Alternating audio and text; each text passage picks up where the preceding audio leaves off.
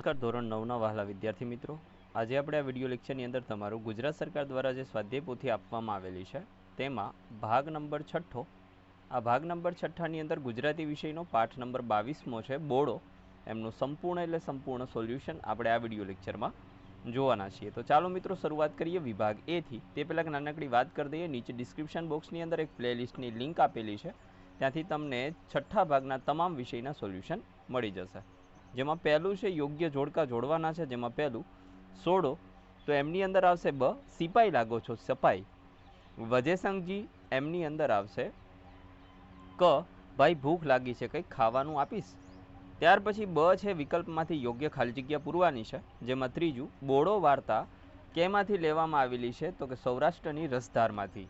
ચોથું સોડાને ખાલી જગ્યા બાજરો આપ્યો તો 20 કળસી।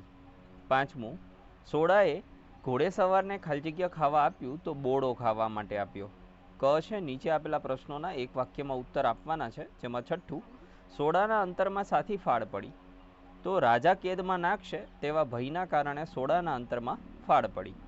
સાતમું ભાવનગરના રાજા કોણ હતા, તો ઠાકર વજેસંગજી।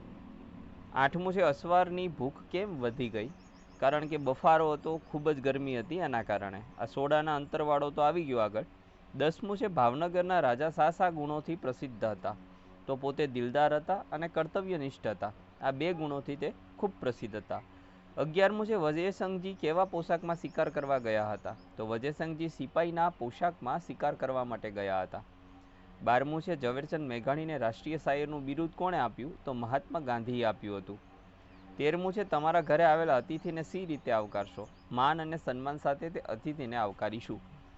ત્યાર પછી ડ છે નીચે આપેલા પ્રશ્નોના 3-4 વાક્યની અંદર ઉત્તર આપવાના છે, જેમાં 14મો છે બોડો વાર્તાને આધારે સોડાની કંગાળ અવસ્થાનું વર્ણન કરવાનું છે, તો સોડા પાસે બે બળદો હતા, પણ એમની કાંધ કાગડાઓએ ઠોલીને લોહી લુહાણ કરી નાખી હતી, એમના પૂંછડા તૂટી ગયા હતા, તેમના ઉપર બેસુમાર બગાઈઓ હતી, એ બળદોના શરીર લોહી માંસ વિનાના હાડપિંજર જેવા થઈ ગયા હતા, એના કોષમાં 101 કાણા પડી ગયા હતા, અને જે સોડો છે પોતે એ પણ ચીથરે હાલ હતો।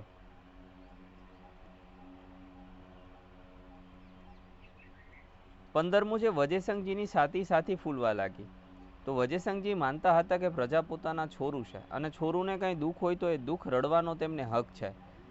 આગલા દિવસે સોડાએ કકડતા હૃદયે ગાળો આપીને પોતાની વ્યથા રજૂ કરી હતી। પ્રજા વત્સલ્ય રાજા કચેરીમાં ઉપસ્થિત અમીરો અને અમલદારોને આગલા દિવસની ઘટના જણાવતા કહ્યું કે આ ભોળા સોડાએ બોડો ખવડાવ્યો અને ગાળો આપી, આ ગાળો મને ખૂબ જ મીઠી લાગી હતી। આ વાતથી વજેસંગજીની છાતી ફૂલી ગઈ। 16મું છે ઘોડેસવારને સોડાની ઉદારતા ક્યારે સ્પર્શી ગઈ, તો સોડો કંગાલ હોવા છતાં એનામાં આતિથ્યની ભાવના હતી। વાડીએ આવેલા અતિથિને એ ખાવા અનાજ તો નથી આપી શકતો, પણ પાંદડાના દળિયામાં બોડો ખાવા માટે આપે છે।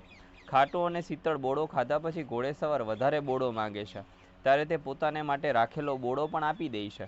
આવી કંગાળ અવસ્થામાં સોડાએ દર્શાવેલી ઉદારતા ઘોડેસવારને સ્પર્શી ગઈ।